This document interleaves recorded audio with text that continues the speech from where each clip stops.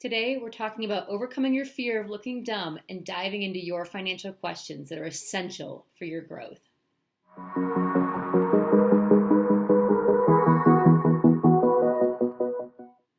Hi guys, Katie Mild. Welcome to this week's Money Minute. So today we're going to be tackling overcoming the fear of looking dumb, looking like an idiot, and making sure that your questions get answered on the road to your financial success.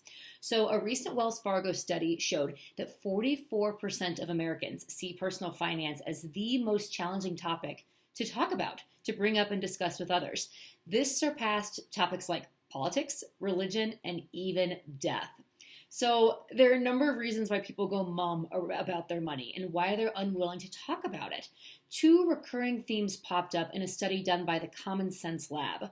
One, individuals are unaware of basic financial strategies that can help them. So it's a classic, you don't know what you don't know. You don't even know what questions to ask because you don't know where to start or how to get your bearings.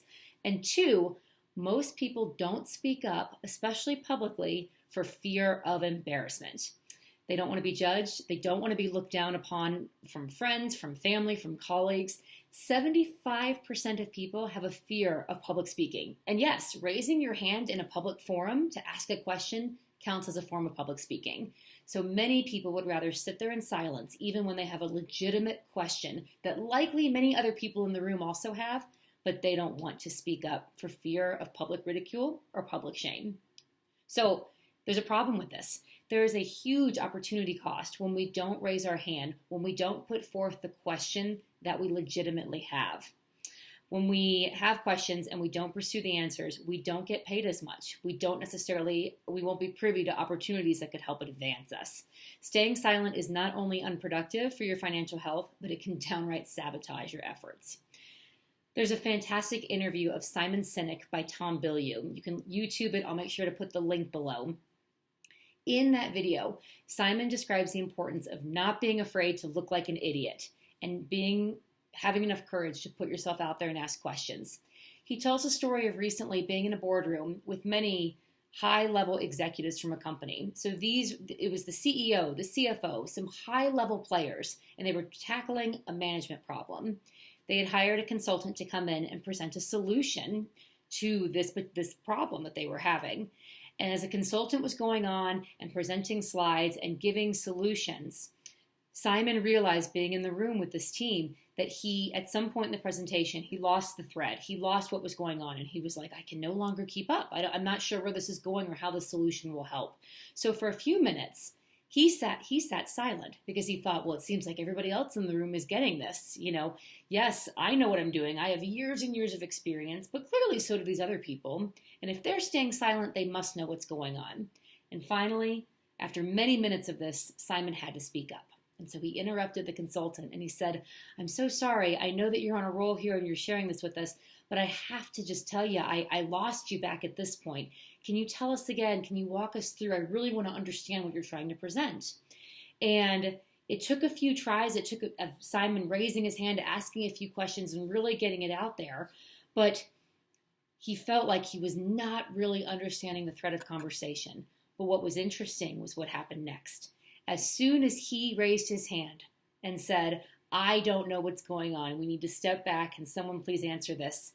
He lit off a domino effect. And one by one, every executive in the room chimed in and said, yeah, I got to be honest. I don't know what's happening either. I don't know either. What about this? What about this? What about this? In a room of high-powered, experienced, educated, senior leaders of an organization, every single one of them still had the fear of being the first one to raise their hand. They had a fear of looking like the idiot in the room.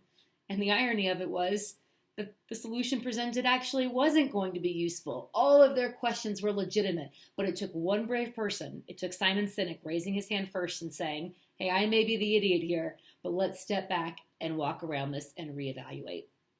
All of this to say this. Don't be afraid to look like the idiot in the room. If you have a question, there's a great chance that someone else has it. And even if no one else has it, there is nothing idiotic about pursuing knowledge and education and pursuing answers so you can level up and get better at your financial journey. So, if you feel like your financial knowledge is lacking in any area, if you have a feeling that you should be doing something, but maybe you're just not quite sure, start by asking a question.